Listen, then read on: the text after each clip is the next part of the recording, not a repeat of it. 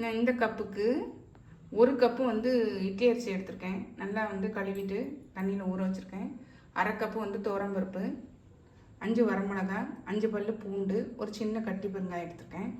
இப்போ பருப்பையும் நல்லா வாஷ் பண்ணிவிட்டு அரிசியோடு சேர்த்து நனைய வச்சிடலாம். அதே மாதிரி அந்த வரமிளகாவையும் தண்ணியிலே ஊற வச்சிடலாம். நம்ம இந்த தோசை வந்து அரைச்சிட்டு உடனேயும் ஊற்றலாம், கொஞ்சம் நேரம் புளிக்க வச்சும் ஊற்றலாம். அரிசி பருப்பு எல்லாம் ஊறிச்சு பாருங்கள். நம்ம இந்த மிக்ஸி ஜாரில் சேர்த்து அரைச்சிடலாம். மிக்ஸி ஜார் எடுத்துருக்கேன். மிக்ஸி ஜாரில் இந்த மிளகா வத்தலை சேர்த்துட்றேன். ஒரு 1/2 டீஸ்பூன் வந்து ஜீரகம்,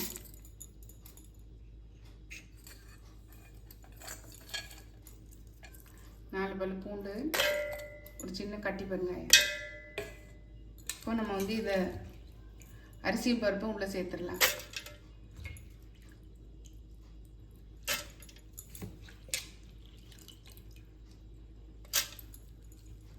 அரைச்சிட்டு வந்து காட்டுறேன். வாங்க ஊற்றிடலாம். இதில் அரைச்சிட்டு வந்துட்டேன்.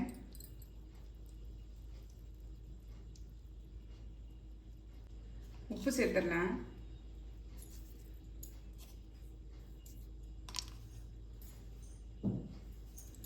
நல்லா மிக்ஸ் பண்ணி விட்டுறலாம்.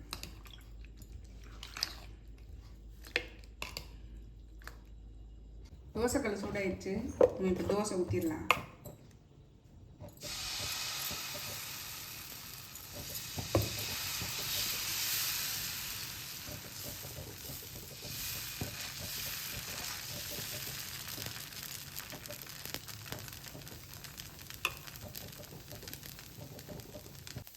தோசை வெந்துச்சு பாருங்க. நம்ம இப்படி தூக்கி போட்டுடலாம்.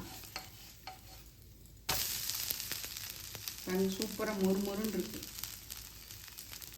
கண்டிப்பாக ட்ரை பண்ணி பாருங்கள். ட்ரை பண்ணி பார்த்து கமெண்டில் சொல்லுங்கள். லைக் பண்ணுங்கள், ஷேர் பண்ணுங்கள், சப்ஸ்கிரைப் பண்ணுங்கள்.